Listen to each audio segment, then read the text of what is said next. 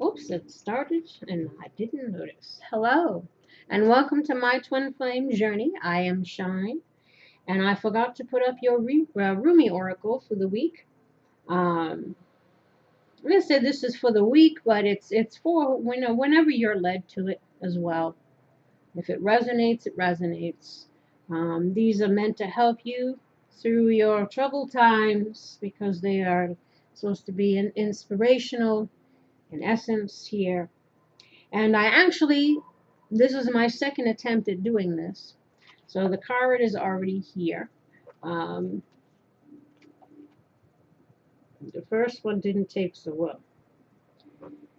So I said, let us try again. You got here, I surge on the uprising wave of love. Now, because I've already read this, I somewhat know what it's talking about. And it's interesting because of the time period that we're in. I mean, you got to love the way spirit works. We have, I think it's Jupiter and Saturn coming, or Jupiter's entering Saturn's house, which is, very karmic in nature. It's like every 7 years this cycle happens. So you notice like every 7 years you go through these cycles when this Jupiter, I guess, comes back around through your karmic, because Saturn is all about, karma, and usually it's more the tough love kind of karma. But Jupiter is supposed to bring in the blessings, right?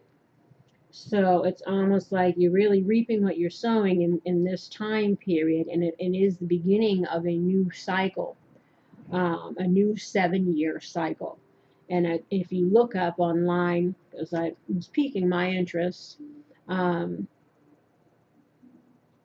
you look back 7 years ago, 7 years before that, 7 years, because every 7 years, you'll notice what age you were, and if you recall, was that a time frame that you went through some kind of major change? And I looked back on mine, and it kind of it is the case. So again, this is kicking off another 7-year cycle. So that's why we got a lot of karma trying to wrap up.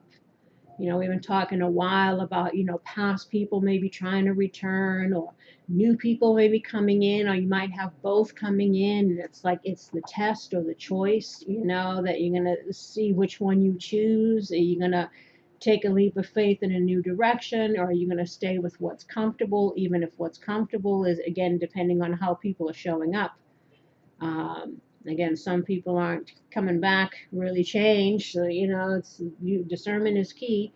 But it's kind of setting you on whatever path, and this includes career, health, but definitely there's a lot of, because we're in a karmic stage, we're dealing with a lot of soulmate issues. Again, old ones, new ones, an old one coming back around. A different old one, I should say, because you have more than one, obviously, soulmate. So you might have another soulmate from the past, aside from your most recent one, or both, however it works out. But something is definitely going to be happening for many people, a change. You're going to feel you're entering again into this new 7-year cycle.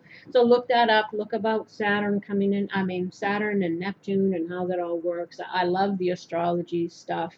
Someone who's really good at that is Varush. I don't know if a lot of people know Varush on here. I go listen to her when I want to get more astrological stuff. Your Angelic Karma, too. She's my favorite. I love her. She talks a lot about it too. She's got a lot of knowledge about it. I'm of course still learning, but if you're interested in that and how that all works out for you, moon phases and planetary things. And it's funny because, again, this is the message for the collective, right? And that's what this one talks about, this change. So that's why I said you got to love how spirit works. All right, so let me shut up and let me read. Let me read the damn card. But I just wanted to give a little insight because then when you hear it, you'll be like, oh, that's interesting too. Or maybe you won't. I don't know. Okay, here we are. I surge. I have to get on my talking voice, right? So I don't mess it up. I surge on the uprising wave of love. My life can be summed up in 3 accounts. I was raw, I was cooked, and I was burned. And that's the Rumi.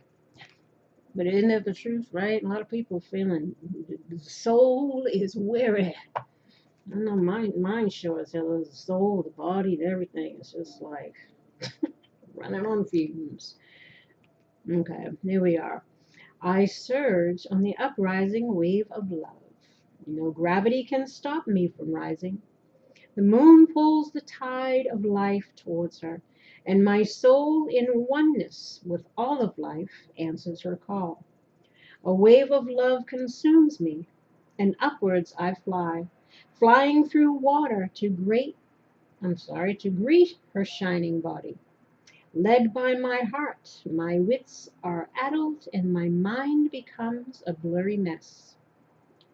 And so I feel the truth of her love, and the divine reflection she shines back at me from her radiant heart. Greater forces of planetary movements affect us all. We experience day and night through the interplay of the earth, sun, and moon. This is a profound and obvious effect. The movements of the cosmos affects us deeply, body and soul. Some movements are perhaps less obvious in form, but are just as great, if not so more, in effect upon our spiritual growth and life experiences. You are going through a cycle, or very soon will be, by which you will be moved by forces greater than your own personal will. This is a karmic period, a time during which the movement of greater planetary bodies will have an impact upon the earth and humanity. This is the way of things, greater cycles affecting smaller ones. The smaller ones are not less important, but they do have to bow to the power of the great, in oneness with the magnificent unfolding divinity that is life itself. What we always have at our disposal is choice as to how we respond to these affecting movements and cycles. The effects of this karmic cycle now unfolding in your life is to bring you into sweet surrender and awakening into greater love. What a delicious divine destiny. However, even if we sense at one level that a shift has a positive end in store for us, we can encounter resistance and fear, born of the ego in response to the stirring of spiritual uprising. We may quake in our holy body and wonder if everything is getting out of control and into some disorder. We will be right in our sense of imminent chaos. The disorder, however, is the ego perspective because its range of vision is too small, too limited to comprehend the greater workings of the planetary systems that move life towards love. That is as it should be. The teacup is not made to hold the ocean, just actually a cup of tea. But if we begin to imagine that the cup of tea is preferable to the ocean simply because it is more containable, how much we miss out on. And how terrifying when we are actually thrown into the ocean and moved by it. Its sheer power, its wild force, and its passionate dance with the Moon Mother might have us fearing that we most certainly will die. Yet the only thing that is dying here and now is your grasp, your attempts at control. Why? Because your heart is more powerful than your fear, and it wants to live in total trusting surrender of the unfoldment of life's genius. It wants to let life happen to it. What a wise intention that is. Why seek to impose a smaller and less interesting story upon life when the great master storyteller is weaving a fantastic tale of great love, great adventure, and sublime spiritual success? No, it is wiser, wilder, and more fun to surf the great wave of consciousness seeking to overtake you now. Dive in, beloved. Surge with it. You are being given a gift of grace in this oracle, the promise that you won't drown, and that you will, in fact, be given a glimpse of your own divinity should you choose to accept whatever will be offered to you. Don't try to swim against the tide of your own life journey. Go with it. The divine is there waiting for you, orchestrating waves upon which you may reach the heavenly shore.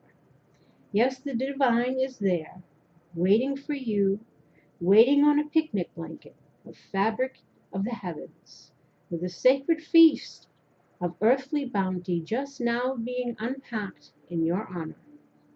Get yourself into the ocean and ride those waves to your sacred date with the divine right now. Sweet beloved, surf's up. This oracle comes with a message for you. There are changes happening, and they will be out of your control. This is because you are ready for accelerated life change. Rather than paddling, you'll be caught up in a wave and moved farther, faster. Let yourself surge on with the energy of what is happening, leading with your heart and just going with whatever unfolds. This will bring you the best fortune and open you up to the divine destiny that is your birthright this lifetime. Here is a sacred honoring ritual. Place your hands on your heart and say the following. The grace of life touches my heart, and I am courageous. I surge, I rise, I meet the divine, beloved in every twist and turn. I journey home on the wave of love, and I graciously accept the hand of my divine beloved, guiding me now through love, mercy, and grace. So be it. See? Isn't that interesting? How it matches up with just what's going on. I think it's pretty neat. Well, I hope you enjoyed it. And definitely look up that stuff about 7-year cycles. Do a life review of your own life and know that you're entering something here where,